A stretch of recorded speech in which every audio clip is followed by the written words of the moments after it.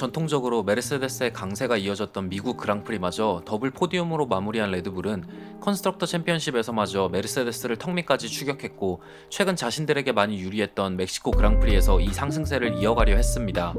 하지만 모두의 예상을 깨고 퀄리파잉에서 메르세데스의 발테리 보타스가 폴 포지션을 차지했고, 팀메이트인 루이스 해밀턴이 2번 그리드를 차지했지만 레드불은 맥스 베르스타펜이 3번 그리드, 세르지오 페레즈가 4번 그리드를 차지하는 것에 만족해야만 했습니다.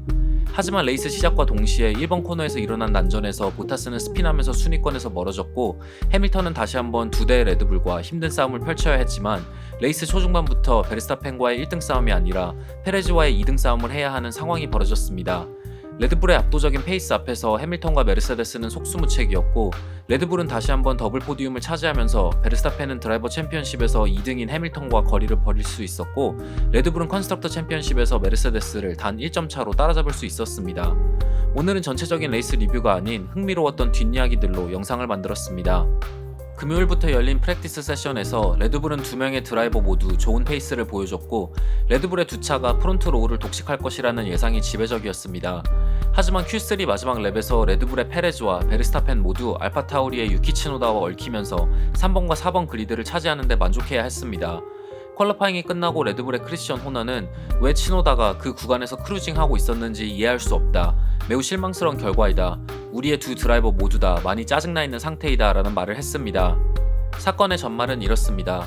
이미 파워 유닛 교체로 그리드의 후방에서 출발이 결정된 치노다의 목표는 퀄리파잉에서 비슷한 페널티를 받은 맥라렌의 랜도 노리스, 알핀의 에스타반 오콘, 에스턴 마틴의 랜스 스트롤보다 좋은 퀄리파잉 결과를 내면서 그들보다 더 앞에서 출발하는 것, 그리고 더 중요한 임무는 팀메이트인 피에르 가슬리에게 메인 스트레이트 구간에서 슬립스트림으로 토우를 주는 것이었습니다. 치노다는 자신의 임무를 완벽하게 수행했습니다.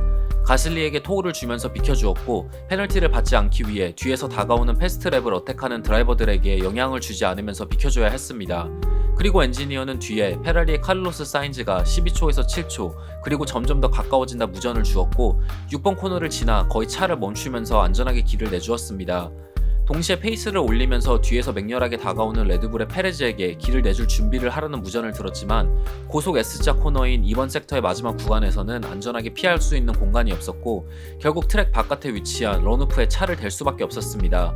하지만 페레즈는 순간 차의 컨트롤을 잃으면서 치노다와 똑같은 런오프로 빠졌고, 그 뒤에서 마지막 타임드 랩을 달리던 베르스타펜은 앞에 깔려있는 먼지 구름이 사고 때문에 일어난 거라 생각하고 옐로우 플래그를 예상하면서 페이스를 낮췄습니다. 하지만 옐로우 플래그는 올라오지 않았고, 베르스타펜은 마지막 퀄리파잉 랩에서 메르세데스의 타임을 갱신하는 데 실패하고 말았습니다. 치노다는 무전으로 난 할 수 있는 게 없었어 라는 말을 했고, 엔지니어는 이해할 수 있어, 넌 충분히 공간을 줬어 라는 말을 했지만, 페레즈와 베르스타펜은 무전으로 치노다의 행동을 이해할 수 없다는 말을 했습니다.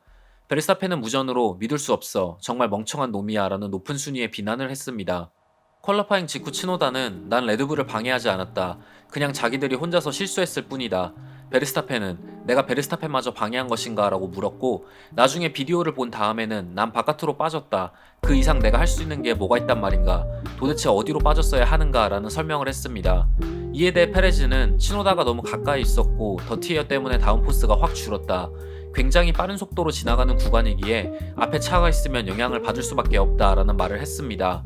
하지만 동시에 전문가들은 이미 거의 정차에 가까운 수준으로 느리게 달리고 있던 치노다가 과연 페레즈가 말한 것만큼의 더티에어로 영향을 주지는 않았을 거라는 의견을 내놓았습니다.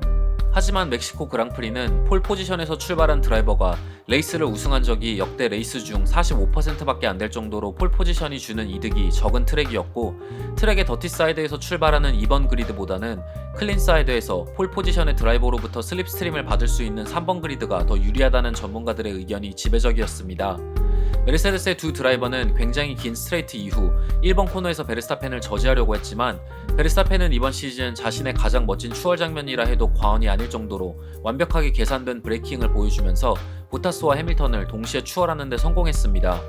메르세데스의 트랙사이드 엔지니어링 디렉터인 앤드류 쇼블리는 해밀턴이 보타스보다 더 좋은 스타트를 끊었다. 둘 다 나쁘지 않았지만 해밀턴이 더 앞서면서 보타스에게서 토우를 받을 수 없는 상황이 돼버렸다라는 평가를 했습니다. 한편 호너는 베르스타펜은 아마 포메이션 랩에서 이미 1번 코너 브레이킹 포인트를 리허설하면서 마음의 준비를 하고 있었을 것이다. 하지만 그럼에도 불구하고 스타트 직후의 상황을 미리 예상하는 것은 너무나도 힘들다라는 말을 했습니다. 베르스타펜은 바깥으로 자리를 잡고 난 후 가장 좋은 레이싱 라인을 차지할 수 있었다. 그 이후 난 정확하게 어디서 브레이킹 포인트를 가져갈지 이미 알 수 있었고, 안쪽 라인을 차지한 드라이버는 트랙의 더티 사이드에 위치했기에 바깥쪽에 위치한 드라이버보다 더 늦게 브레이크를 잡을 수가 없다. 그리고 바깥에서 도는 것이 유리한 코너 진입 각도를 만들 수가 있다. 하지만 동시에 난 트랙 리밋이 어디에 있는지 알고 있었고 페널티를 받지 않기 위해 노력했지만 어느 정도 위험을 감수할 수밖에 없었다라고 회상했습니다.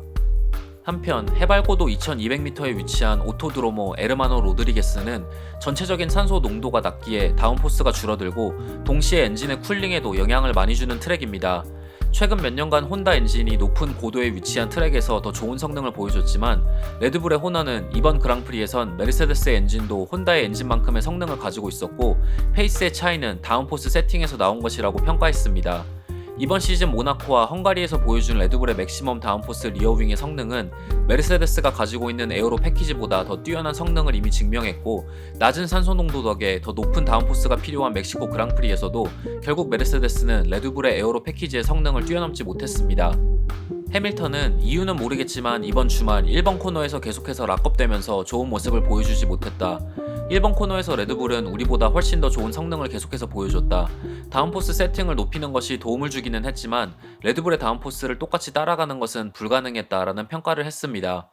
메르세데스의 앤드류 쇼블리는 프랙티스 세션이나 퀄리파잉보다 더 높은 온도에서 진행된 레이스에서는 리어 그립의 문제로 고생을 했다라는 말을 했고 레드불의 높은 다운포스 세팅은 후방이 미끄러지는 것을 방지하면서 두 명의 드라이버 모두 타이어 관리를 더 손쉽게 하는데 도움을 줬습니다.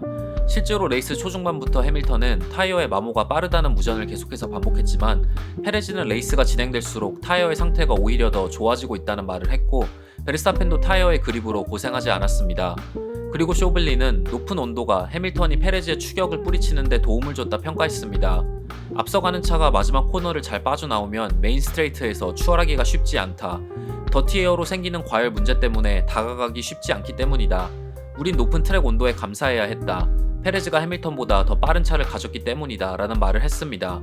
한편 맥라렌과 치열한 컨스트럭터 3등 싸움을 하고 있는 페라리는 샤를 르클레어가 5등 그리고 카를로스 사인즈가 6등을 차지하면서 랜도 노리스가 1점을 획득하는 데 그친 맥라렌을 제치고 컨스트럭터 챔피언십 3등으로 올라서는 데 성공했습니다.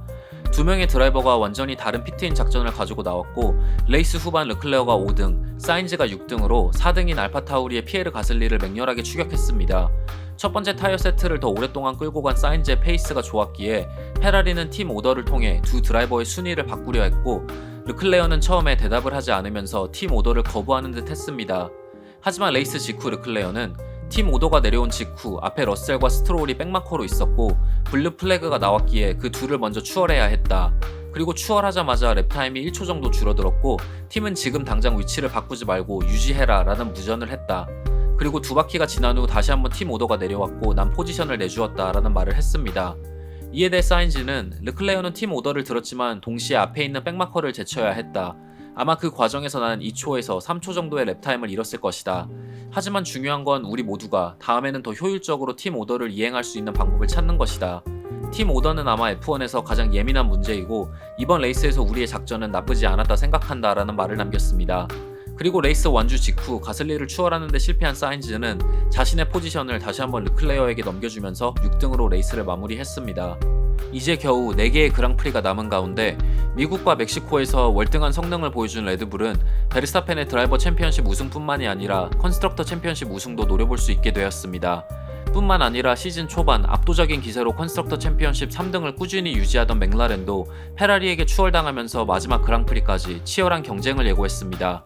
과연 다음 레이스인 브라질에서는 어떠한 흥미로운 레이스가 펼쳐질지 기대하면서 이번 영상을 마무리하도록 하겠습니다. 시청해주셔서 정말 감사합니다.